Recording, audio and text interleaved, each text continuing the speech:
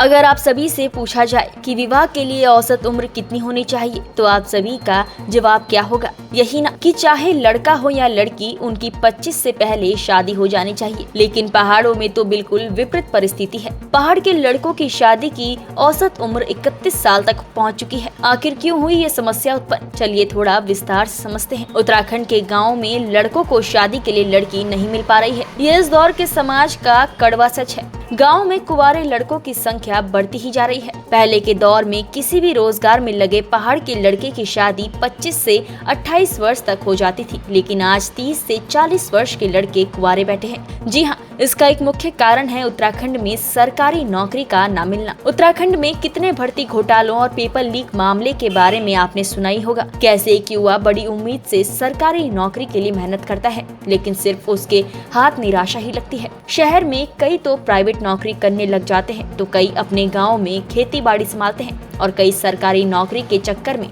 बेरोजगार बैठे रह जाते हैं। अब ऐसे में युवा जाए तो जाए कहाँ? अब इसमें सरकार का भी दायित्व बनता है कि युवाओं को नौकरी दी जाए। युवाओं की शादी ना सही, लेकिन एक आय का साधन जरूर बने। हर गांव में 30 वर्ष के ऊपर कई कुंवारे लड़के आपको मिल जाएंगे। सरकारी नौकरी की शर्त लड़कों के लिए किसी मुसीबत से कम नहीं, जो पहाड़ के बेहद सामान्य पृष्ठभूमि से निकलकर खुद के पैरों पर खड़े होने की कोशिश कर रहे हैं। लड़कियों के पिता चाहते हैं कि लड़का 60 या 70 हजार से ऊपर कमाए, लेकिन अगर वो खुद की ओर नजर घुमाए तो आज उनको यहाँ तक पहुँचने में कई वर्ष लग गए।